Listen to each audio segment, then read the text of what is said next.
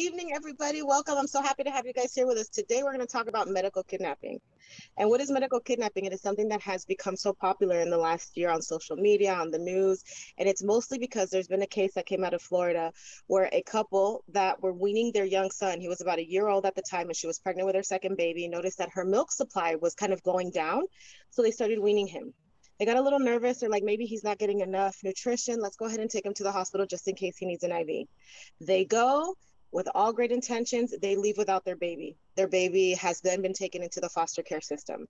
And apparently what was said, the case against them, was that the doctor who took care of them took care of the baby, said that there was suspicion for neglect and malnutrition. When the parents were offered the treatment, they declined it, though the parents said that that didn't happen. And therefore they lost their son. It's been 6 months and they still don't have him. Okay. She then gave birth to her second baby about a week ago. Baby was 10 days old, and a judge signed a court order for them to stop, pull this family over on the side of the road, and take their baby, their little girl. Okay, so that they can make sure she was okay.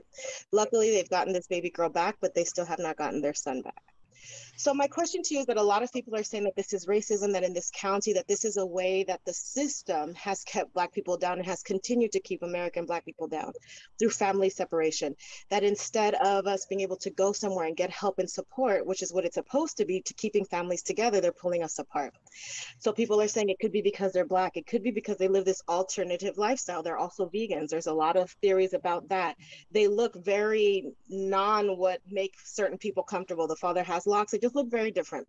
So my question to you ladies, my first question is, do you think this is about race, some form of discrimination? Do you think it could be about her lifestyle? Or do you think that it had nothing to do with that, and that maybe they really were worried for the safety of this baby? No, it was about lifestyle, race, all that the above. No, I think with a lot of implicit bias in regards to, if a parent can, we talked about this a couple of weeks ago, if a parent can leave with their child and they tested positive for drugs, why can't a woman leave with her child because they live an alternative lifestyle that's not to your liking, or that's normative to societal that's normal, quote unquote normal to societal norms. And I think that's, it plays in, like you said, are they dark skinned? I think, like, what was their skin tone with locks? So I think you have a preconceived notion of what people look like and how they must be if they don't fit into your box of what, a parent is supposed to look like. So I think, again, you still have to consider and be very mindful of your own biases. And when I was working in children's services, we talked about what's clean, what's clean. And you had to, my clean is different than your clean, different than your clean. And we just had a baseline. If there's no hazards, there's no blocking of, there's no fire safety, because clutter for me may not be clutter for you. So you have to really check and have a baseline. So I think there was a lot of implicit bias in this situation. And the fact that they haven't gotten their baby back is very, that raises a red flag for me as the, Yeah, that's really, really concerning. I completely agree with you. I think the part that really hits me the most is the fact of how long it has been. That, and I don't know if that's the fault of the system, and that's just really how slow things are in the system. We are still in a pandemic. Perhaps things have slowed down with the system, but I don't know. I feel like 6 months for misunderstanding is excessive.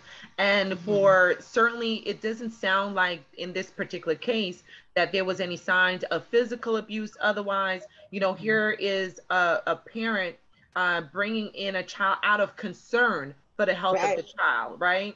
So it's kind of like, how did the child end up here? The child ended up in the hospital out of concern.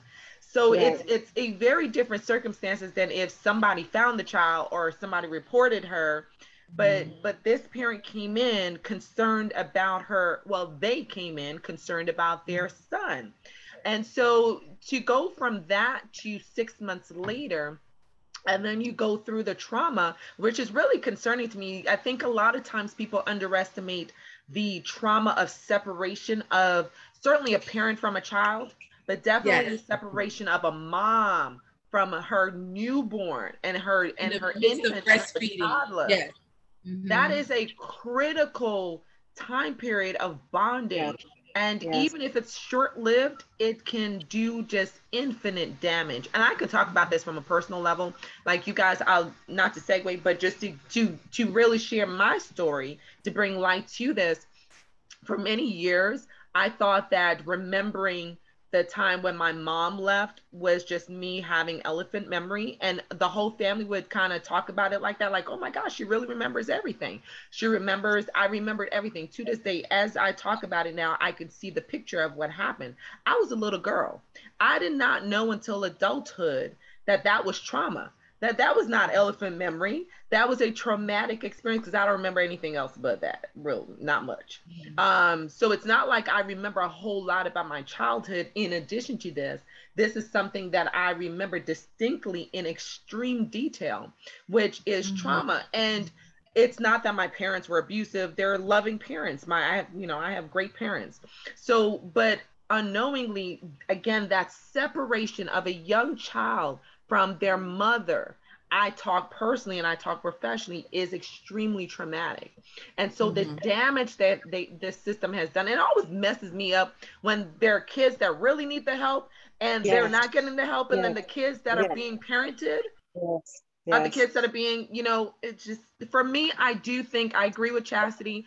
I do think this is a lot of biases, and perhaps there are layers of this bias, but it definitely, I can't see how you can separate it, because when you look at the number of the kids that are taken out of Black and brown homes, there's a disparity. So what is leading to that disparity? Is this an example of how that happens?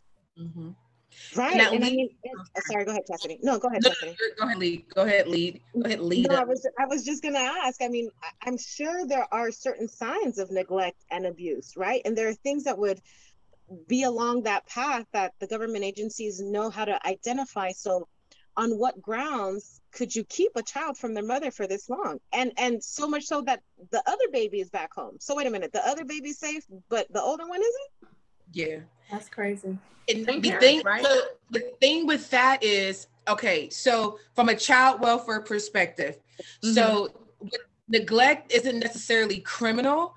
It would be child welfare, and you're given a chance to work your case. So if child welfare is not neglect in the sense of like over 18, that's when you involve the police, but under 18 is when you involve child welfare. So with this kid, it would be child welfare.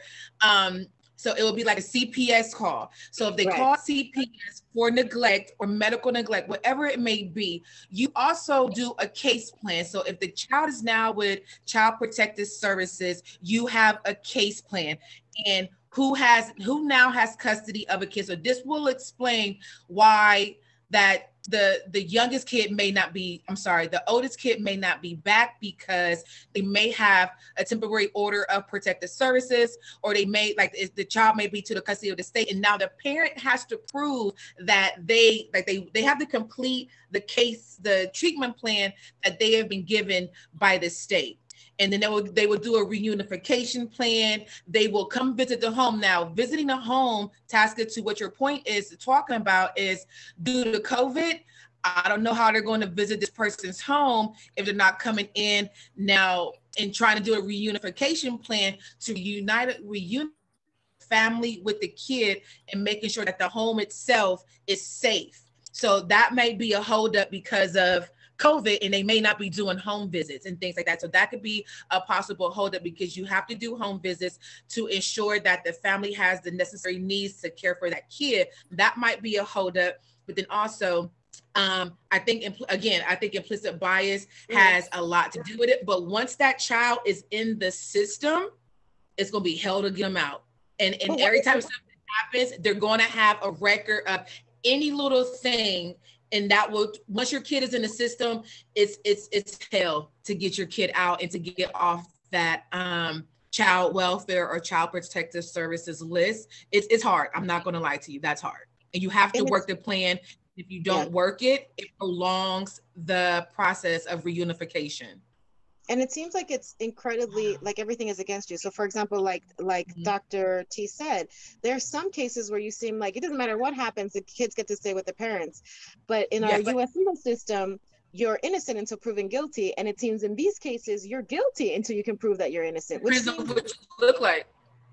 Right. Well, that's my point. It seems like once you get labeled this, it's really hard to let it go. But I do have a question that I thought you might not be able to answer as a group, but how do we know when things are about race or implicit bias? We can't, because the whole fabric of this entire country is so laced in it.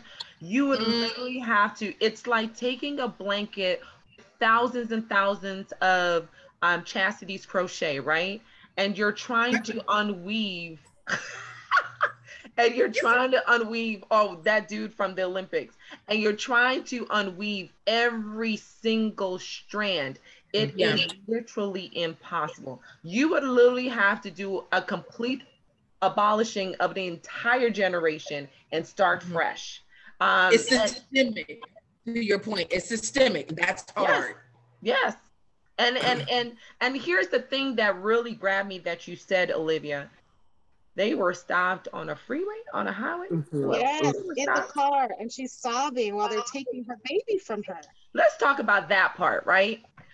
If you have to extract a child, right, from a household, how do you do it in such a way that is still nurturing to the child's experience and nurturing to the mom? Because you got to understand, she is postpartum. She's postpartum, right? 10 days and still technically postpartum from the 10 days postpartum. 15 months old. Yes. Okay. Yes. Let's not underestimate all the things that are going on in her body already that she's trying to handle and raise a new child, and she's exhausted. And she's already been traumatized. Yes. So we don't even know if she already had PTSD from that first experience. Now she's being re-traumatized, and you have not offered services to help her, I'm assuming, from the first experience, right? Because if you truly are innocent until found guilty, then you would still try to somehow care for the mom and the child to make sure that when they're reunited, you don't have broken pieces trying to come together. Right. And then sorry, go ahead. I do think part of what I saw, that they were still allowing like weekly visitations or something like that. So there is interactions that have been happening between the mom and the child. But what I keep thinking about is, you know, the first 5 years are such heavy formative years for the kid. Like, you have done such damage to this child who now only gets to see mommy like this and then be taken away and that. Like, how is he going to bond back with his mom? As he gets older, how is he going to meld into his family system? How is he going to grow? How is he going to develop? You have now wreaked havoc on another generation of ours. Yeah. This is the thing. 1 hour, it's a 1 hour supervised visit. You got to understand, are they allowing her to breastfeed and during this visit? Not allowing her to reattach. So in these very, what's the medical term? In these formative, not medical, but like in these formative months, the beginning months are crucial. However, the mom in this situation is going to become the stranger, and the person who has that kid for 23 hours of the day is where that attachment is going to form.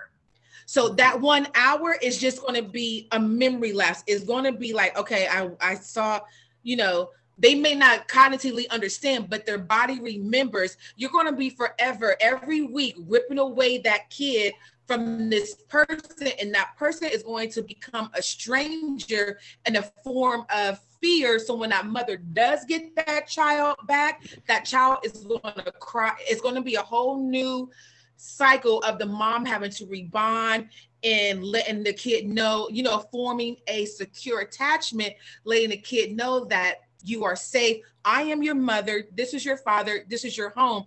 It's going to take for however long this has been. How many months has it been now? Like what, 6 months that this kid has been, 3 to 6 months that this kid has, 6 months that the kid gone. This is going to take this family at least a year to 2 to 3 at the most to recoup from this. Believe it, because we as adults with COVID, we're going to see, just like with COVID, we had 1 year of COVID, and that's going to wreak havoc on us. We're going to keep learning the effects of COVID through education, mental illness for years to come. So imagine what this child is going to go through. And you know, what? Sorry, go ahead, Dr. T. I was just gonna ask. I'm still stuck on what happened with the second child. Mm-hmm. So tell me if I'm wrong. Is there any way? Is it a flight issue? Like, I just don't really understand why she couldn't go with the second child. Why did you have to separate her when all you wanted to check the welfare of the second child? Why couldn't she go with the second child? Why did she have to be separated and that second child taken from her? I mean, I don't understand that particular logic of it. And that was her argument. That is their argument. This behavior is clearly not for the better of my child or anybody. So why are you treating me this way? That is the argument, is why are you treating me this way? And then my follow-up question is, you know, we say we can't go to the police for protection. You can't take your babies to the hospital. Where are we sending our women for protection and our babies? When we need help, where are we guiding our women to go? Your grandma's house. We are packing up. We're heading out. I mean, it's to the point a lot, and we shared this on a prior episode. A lot of Black women are really looking at living elsewhere in the world because of all these multiple issues that we're having to deal with. But there really is no form of safety and protection. And so one of the things that, when you bring this up, perhaps potential protection could have been the pediatrician, right? Had they had a really good relationship with a pediatrician at the beginning, which is why I encourage my moms to really try to find a pediatrician before you give birth. Because if you have some type of person that you have formed a bond with in medical field who can then be an advocate, because that's really what it's about. If a pediatrician said, I've been taking care of this couple and this child, and there I have not seen any sign of abuse, then we would be possibly having a different story. But the problem is we have this overall trend away from institutions, period. So no one's This is why, right? Like, it's a double-edged sword. It's a double-edged sword. Right. Exactly. So people are walking away from the institutional care because of these experiences, but then you also need the institutional care to be your advocate. And, rather than painting the whole field as one particular basket, find those that are good advocate, like Healthy Bum Club, just a plug. It is such, but Dr. T, your point is so crucial. It is so crucial because that is, I think, what we try to do here at the Healthy Bum Club. I know as a midwife, it's something that I try to do, is that find your allies. You cannot burn down the boat that you're rowing in, right? Until we make it to a different boat or make it to land, you have to figure out how to work within the system that you're in, and shunning it completely sometimes leaves you exposed like this, right? Yes. But then you also have to understand the historical context of that. It's fear. Right. It's legit. I don't want to shun you. I know that I need you to a point of helping my child, but historically, women have been bred, Black women were bred, like African enslaved women were bred to have kids and have those kids ripped from their homes, to have their men ripped from their homes as well. This is not unusual for us. It's not. And like the re-traumatizing of this is like this forever perpetuating cycle of dehumanizing Black women and the Black woman's body. Y'all, when I tell you I am tired, and I haven't even had a damn kid. I make, to your point, Olivia and Dr. T, when I go to doctors, every doctor I have, I make damn sure that they are Black. Because for this exact reason, my urgent care doctor was Black the other day. I'm like, yes, please, and thank you. Down to my dentist, my OB, my mental health, anybody, if I can help it, is Black. For the simple reason of, I don't want to walk in a situation where I'm in a hospital. Will I either be arrested or am I going to leave without my child? Safety isn't even a top. Health isn't the top two concern that I have when I walk into a hospital. For instance, if I had a child, and especially if I don't look like you think that I should look to be treated fairly. You know what I mean? And the baseline for what we do in child welfare is this is the baseline, is removing the child more traumatic than that child remaining in the home. That's the baseline. And they didn't even check the home. Right. They removed the child from the hospital based off of whatever preconceived notions you think. Maybe the child was underweight. Why isn't that part of the birth plan? Why isn't that a part of the discharge plan? The support for the mother, right? The support for the mother. Why don't you just make them come back more often? Right. I mean, Dr. T, Joe, Olivia, don't y'all do that? Yes. More yes, checker? Yes, we do. If I have a mom, if a mom tells me, because sometimes, if a mom tells me that the pediatrician told her that the baby's losing weight and needs to regain weight, then we automatically connect her with our lactation consultant so that she can, and our nutritionist, if needed, because if it's in this particular case, sometimes people don't realize that you're vulnerable to certain deficiencies when you undergo a transformation into veganism, right? And a lot of times you really have to be educated about how to eat and what to eat in order to make sure that your nutrient level is sufficient. So automatically, I'm not an expert in veganism. And so I automatically, when I have a mom who's a vegan, I send her to the nutritionist because I need to make sure that she has that baseline knowledge so that we're not dealing with situations like this. But again, if you are not trusting of the institution, you're less likely to go to your prenatal care. You're less likely to even be exposed to someone who would do something like that, because statistically, we don't. You know, I do it, Olivia does it, Trista does it, but statistically, we don't, right? And so what's really interesting to your point about this particular case also is that she was seen by other practitioners before. Okay, let's talk about that part. Okay. And lactation, yes. And lactation. So there was already a history of her seeking help. Like, how hurtful is that? Like, my heart breaks for her. How do you have documentation of seeking help? And then in the end of seeking help for your child, instead of being educated and supported, they rip your child away from you. And to Chastity's point, that is the mentality that our system sees nothing wrong with ripping our kids away from us. That's the problem. If we viewed it like it really is, which is trauma, like I'm automatically doing trauma, that's probably worse than what you think is going on. Then you should be twice, right? But for us, it's easy because we're not viewed as being humans. Like, we're viewed as that's par for the course of being a Black woman. And the problem is that our whole structure in a society like that is like that, because I think this particular practitioner who made the call, who's supposed to be a specialist in abuse, which, you know, I don't know, has a history. Yes. Of seeing abuse where there is none. Yes. My question, I have a question. How long, okay, so she's been away from her child for 6 months, but how long have this medical kidnapping been brought to, you know, because it's been brought to my attention for the first time. If I ever knew of any of this when I was having kids, I'd be fearful to even have kids. So how long have this been around?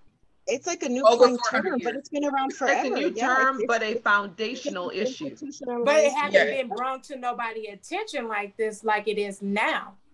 I think it's because of social media and technology that we feel like it hasn't been brought to people's attention. Gotcha. But people have been fighting this and fighting in the system. Anybody who's been involved with the child welfare system, anybody who's been involved in these type of things knows and sees the injustices, and people say it all the time.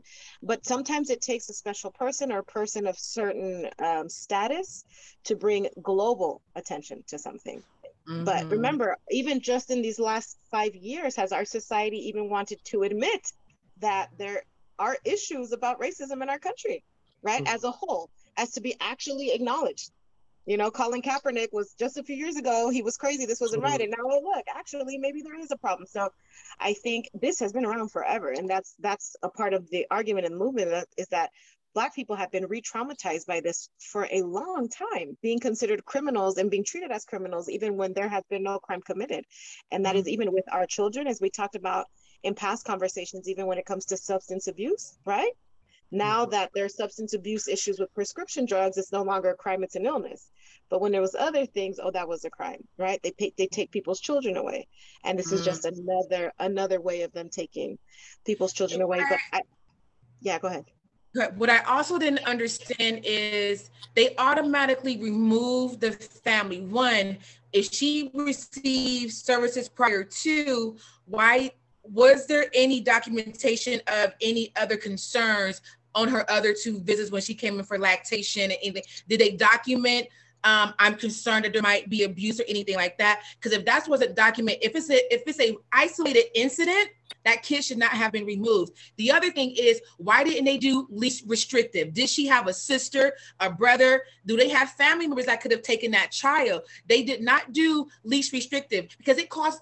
First of all, they want to do less trauma, less traumatic removals. So you will find someone, okay, Trista, if it's you and me and I'm your sister and you going through some stuff, okay, yo, call my sister. Right. She is ready. They'll do like a temporary order. They'll come check your house, whatever. Call my sister, she'll be fine. Because the one thing they do not want to do is do more restrictive and placing that kid away from the family. So did they give them the opportunity of a least restrictive kinship or relative placement is what I want to know. Was that option ever provided? And did the family, they may have never had children, so they may not have known to ask. Like, if you're going to remove my child, at least can you call like a family member or my friend who can come, so at least we know that the child is safe, as opposed to they're lucky that that child didn't have to go across state lines, that there was a available foster home, or the kid didn't have to go to a group home, and you have no idea what might be happening. And whatever it could be, I don't know. It's a lot. As far as I know, none of those steps were taken, and that is part of the injustice. It really is a really heartbreaking situation. I don't know. I would like to add on to something, to Karen's question before we move on from that question. I think to piggyback on what Olivia was saying also is, I think part of what we're doing better is we're calling a spade, right? Like we used to flower the language of which we called certain things, like, oh, they removed her child. The child is now in foster care. Now we're like, it's straight up medical kidnapping. So we've caught some people's attention, right? Because the term is provocative, and it is what it is. But because the term is so provocative, it has literally caught the attention of everyone. The minute you see medical kidnapping, you would never think to see those 2 words together. But that literally explains the experience of women, of Black women, women of color over entries in this particular country. And so I'm glad that we're no longer sugarcoating things like we used to sugarcoat them, that we're straight up calling them what it is. And that's why we've also changed the language from saying that Black women are dying from childbirth, because it puts the onus on the Black women. Whereas if you say Black women are being killed in childbirth, it has a different thing to it, right? And so I'm glad that we're definitely doing that and we're making those changes. But I have a question. Karen asked a question, so I'm gonna ask her a question. Okay. Is that all right? Is that all right, moderator? Can I ask Karen a question? Yeah. Because Karen shared on our platform before that when one of her child was born, that she had to go home without that child, right? And you explained how difficult it was. So explain to us, what is it like for having a new child and having that separation? Because you experienced that for different reasons, but you experienced that. Yes, I did. And that separation, for them to tell you in the hospital, the doctors and the nurses that help you bring this precious bundle of joy in life, to tell you that we're going to keep your baby and you could go home. We're releasing you, rehabbing the forms. And I'm all like, can I see my baby one more last time? They're still giving me a pushback saying, hold on, wait, and everything. And then I guess once they got to doing what they had to do, then I was able to see him. And then when I did see him, he was covered up. I could not touch him. So that part, for a mom to be separated, when I say that, is heartbreaking. Oh my gosh, I'm trying to hold my tears back now, but that is heartbreaking. And my baby was like, I had him on a Wednesday. He did not come back home to a Sunday. And for me and his dad to take turns to be waited in the, you have to wait in the waiting room, and then somebody could go upstairs and see the kid. And then we had a 3-year-old already. So we had to take turns and stuff. And oh, like I said, the tears just come to my eyes.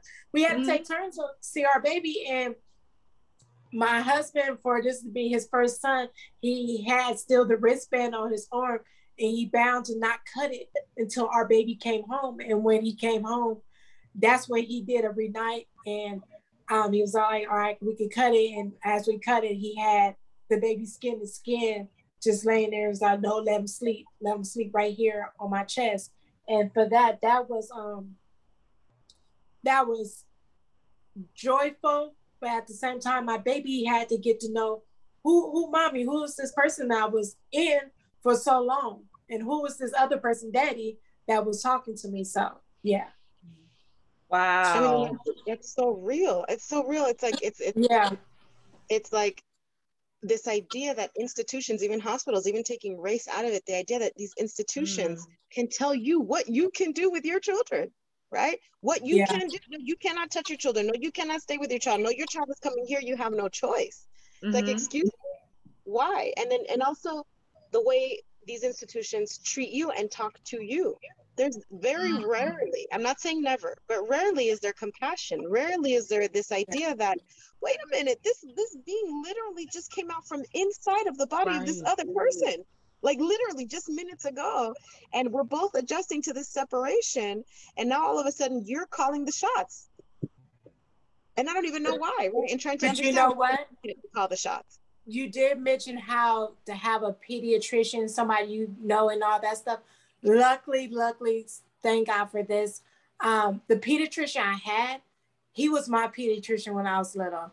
So now he's my kid, and he's a Black man. He's been around for so long, and he's my kid. So when I voiced that to him, like, I guess the very next day when I came home, you know, he did his application and talked with the hospital and all that. Although they still didn't let us spend the night, but we still was able to be there majority the whole time with our child and getting to know. And I had to do a breastfeeding without actually, you know, attaching my child to me. And I'm all like, this is crazy. But I did have a great pediatrician that's good. That's definitely good to hear. And we certainly know a bunch of really good pediatricians. So if you guys are out there and looking for a good pediatrician, tap into us. We'll let you know.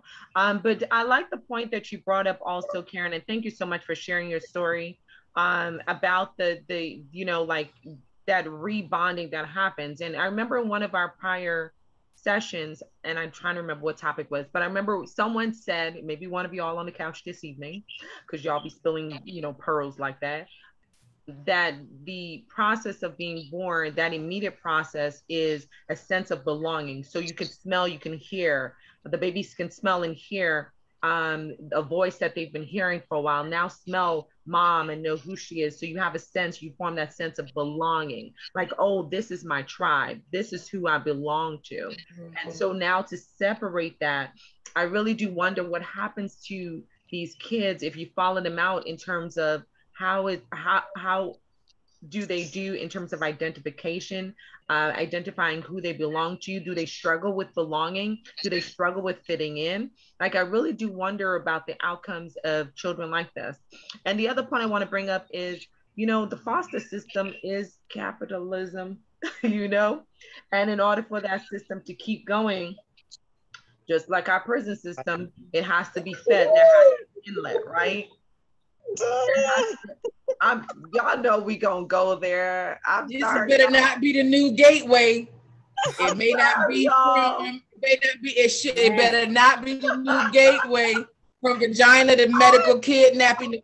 Like, that better not be the new mass incarceration from our kids and infants. Don't you bring that up. Though?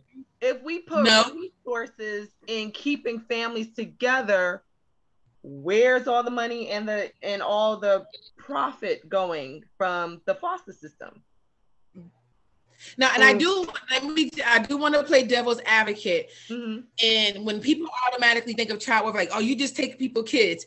I need people to understand, we do not want to take your kids. We don't. When I tell you that's the rough, you don't. Nothing good. Nothing good. Yeah. Well, let me just say, the counties that I have worked with, We've never won.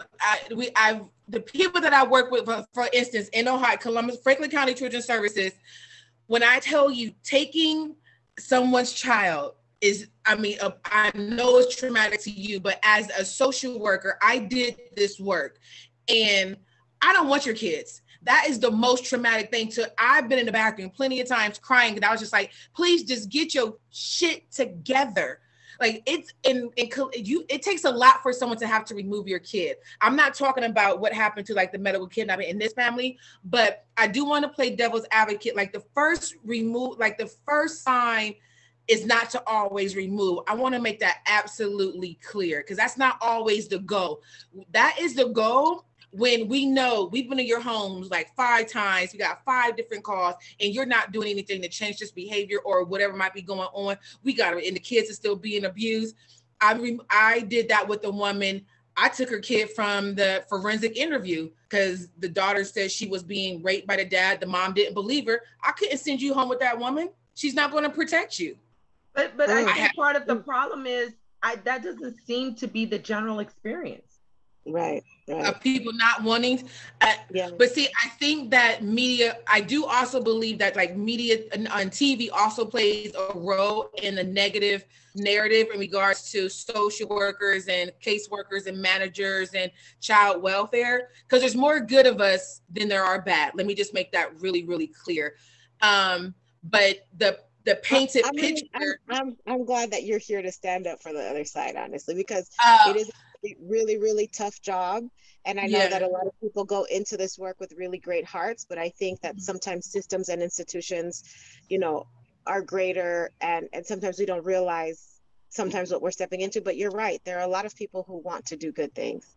Right. Really, it's overshadowed by those who really, really, excuse my French, those who really fuck up. But then also you had one, like for instance, in New York, when I was training, when I was in grad school, you had one person who had a caseload of like over 100 damn clients.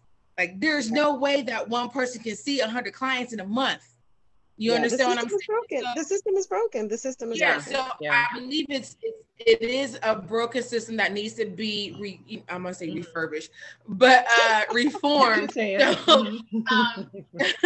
But I need everybody to understand both aspects of that. You know what I mean? It's like you got clients who, social workers who have 200 cases, and you trying to make home visits on the subway because you damn sure can't drive in New York City trying to do home visits, baby. We on the subway. So you know what I mean? So understand like there needs to be a big reform. I do agree. I agree. But understand there's good of us out there. Don't pay this. Can I say one more point before we go? Because I don't want the dads out there to feel like we're ignoring y'all. I'm sure, I know we haven't really spent time on the dad because of the unique relationship between mom and child and baby and postpartum bonding and breastfeeding and all that good stuff. But we're definitely not ignoring the fact that this was a traumatic experience for the dad as well. I can speak from that part too. I was separated from my dad at one point, and I remember that auditory like it was yesterday. So I definitely don't want to underestimate the experience of the separation from any parent, whether it's a mom or whether it's a dad. It is traumatic. We know that moms have a special bond with their children, especially in the beginning phases with, we depend on y'all for everything, air, life, breathe, everything, breath. And so it's a special relationship, but the dads are also traumatized. And oftentimes dads are conflicted with dealing with their own grief and their own anger and their own emotions and supporting mom because she's going through so much. So I do want to acknowledge the fact that paternal child relationship is equally important and equally traumatized when things like this happen. Oh, panel, this was a beautiful conversation. Y'all came with it. Thank you so much. And for our families out there, I'm just saying, for our families out there, I hope you got some pearls from this. Please figure out where your allies are. Plan, especially when you're pregnant and thinking of making a family or growing your family. Plan, ask questions so that you have resources and so that you know where you are safe and where there is safe haven for you if you may need services from the outside world that sometimes does not feel that welcoming. And so thank you so much, ladies. Chastity, where can they find you? at Miss Chaz, at Miss.Chaz with a Z at Healthy Bump Club. If I'm having a baby, I'm coming back to LA. So Olivia can be my midwife. Joe can be my pelvic floor, and Shan is going to be retired. Tasha will be retired. No, Tasha, you will be my OB. I'm just saying, if I'm having kids, I'm moving back to Cali. That's all I got to say. Where Karen can massage that stress out. Karen, where can they find you? Listen, all y'all gonna be part of my care team, retired or not. I'm having a home birth if that's the case. Yeah, I might be retired too, but I will educate you on that. So you can find me at What a Touch on IG. And to help us get that pelvic floors back together, Dr. T. Job, where can they find you? TristaJob.dpt on Instagram. Don't worry, I work it out. And to our Healthy Bump Club mama, where can they find us? Hey, y'all.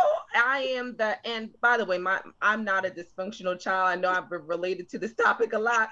My parents are wonderful parents. You know, we just immigrants. That's all. We immigrants. When you're immigrants, you do immigrant things. Okay. Just to make that clear, make y'all think that this child been traumatized. We immigrants. That's all it is. We love you, Mama. We love you, Daddy. It's an immigrant story. You know, I'm with my mom one minute, I'm with my dad next. I'm just an immigrant. That's all. Love my parents. They're gonna be like, she make it sound like we could like kidnap her. You will get dealt with like those grandmas been getting dealt with on IG. Like your mama gonna deal with you. Anyway, I am so happy to be the hand behind the handle of this amazing group called Healthy Bump Club. You can find us on Instagram at healthybump.club. Oh, Healthy Bump, yeah, .club. Thanks everybody for joining us. I'm Olivia. I'm the resident midwife. You can find me also on Instagram at This American Midwife. Thanks so much. Have a great weekend. Bye, y'all.